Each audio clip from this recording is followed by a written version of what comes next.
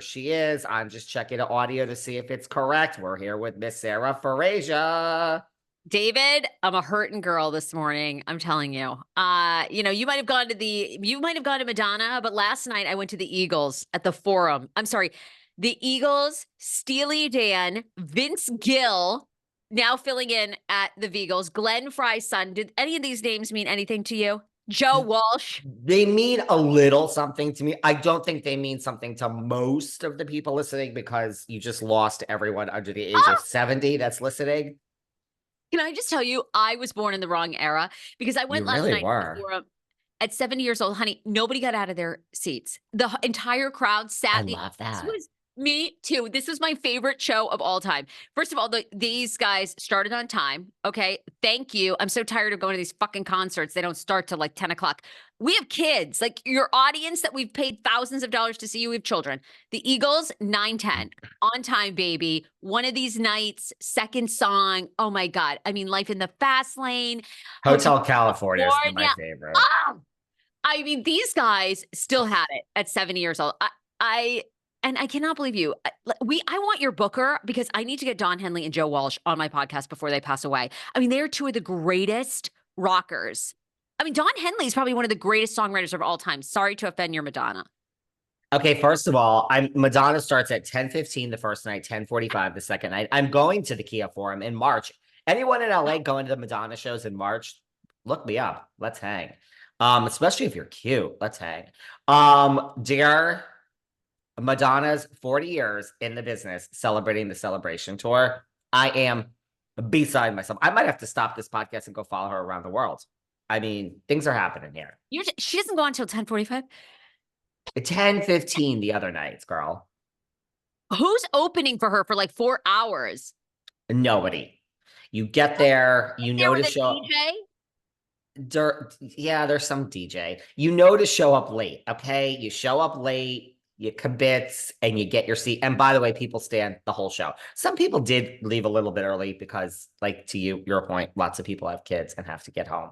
But I do love Hotel California. So rock on, and some of those names mean something. Steely Dan, Hey 19. Hey 19, see? I know, girl. Oh my God. It was Steely Dan, the group looked, they looked a little like they were aging, but I don't know. Don Henley and Joe Walsh, they've got that good stuff that they give Joe Biden that they like prop everybody up. I mean, these guys were unbelievable. I mean, 2 hours. And you know what I appreciated too? Does Madonna talk a lot to the crowd? I don't want to hear it. Like, play the hits, okay? And these Excuse guys, me. they spoke a little bit to the crowd, but it wasn't on and on. Have you been to these concerts where they talk about this? They talk about, shut the fuck up. This isn't a podcast. Play the hits. And they did. I loved it. I don't know. Madonna talks about how she almost died and how she's lucky to Oh, be here and how nothing in life matters except your health. Sounds like someone else said that first, Madonna. You know who's having a good moment, though, who all right. really Tell me. doesn't care about Madonna or the Eagles, is this girl, Monica Garcia. I hear there's a girl, Monica Garcia, over in Salt Lake. She's got a lot to say over there, huh, Sarah? Oh, I want your honest, like, gut reaction. Okay. You've been in this business a long time. You are very much a Bravo insider. When you saw that season finale of Real Housewives of Salt Lake, the very shocking reveal, she's reality Von Tease. I mean, it's being called arguably like the Teresa table flip moment.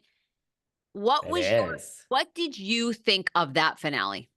You know how I sat here and I said, what is this thing that we call Scandoval? And how are we going to talk about this? And we're still talking about this. I don't care. And then there's Kyle and Mo who are breaking up. I'm like, of course they're breaking up. I mean, he's been diddling around for 20 years. I'm obsessed. I think the finale was phenomenal. I think, Heather is an all-star. It's just the whole thing was I am so obsessed. I think it is arguably one of the best finales, probably the best finale in Housewives history. I think Monica is I am so here. I am so obsessed with Monica. Mary who? Jen who? I am obsessed with Monica. I understand the backlash, which we're about to talk about, and the hate, but I'm obsessed. I thought it was regardless of whether she's Von Teese, this, that, I think that finale was it was produced and stuff, but I mean, it was self-produced with Heather. It's like, I have called you all here. And we have to talk. And we have all been through a lot. I mean, look, anything that brings, could you imagine if like Teresa called everyone to a table and says, I'm not going to flip it. And Melissa's standing there and Margaret says, we have all been through a lot together. It's like, I love that it brought the four girls. I mean, Angie's inside peering out through the curtains. What's going on out there? It is my job in jeopardy. Why am I not invited? But I thought it was phenomenal. For everyone that says I'm a bitter, cynical, jaded bitch, and why don't I like anything? I have awoken here, Sarah. I have awoken. I mean, wasn't that dinner scene, right? The dinner scene where they're passing around the doll and they're all talking about each other. And I mean, it was just so well done in a way. I don't even know what to compare it to. It almost was like, I don't know. It was like great theater. I mean, it was just giving us everything, right? I mean, Yeah. like dark reveal, like The to your the point. the beach scene. I mean, the women are like convulsing. They're having anxiety. They can't believe she would be Von Teese. Like, I mean, it's just this big reveal, and Heather's done this investigation. And I mean, it served every bit of Housewives I think that we have wanted in the past 2 years from these shows. I mean, questions, because then you've got to, I need to know your opinion. I mean, is Monica this calculated blogger who saw an opportunity to get on the show, or is she just incredibly lucky where they said, hey, who's this Jen Shah assistant woman? I mean, everything about it. Lying about going to Meredith's shop, having been there. She said she'd never been to Meredith's shop. Then they have footage of when she went with Jen Shah and she's wearing a mask and her whole face, everything looks different. I mean, it is like playing a game of Clue, and you're in the final stages of figuring out this murder mystery. And now we know. There's two people that I'm obsessed with right now in pop culture. One of them is named Gypsy Rose, and one of them is named Monica Garcia. I am obsessed with both. No, I really think that I targeted this horrible criminal.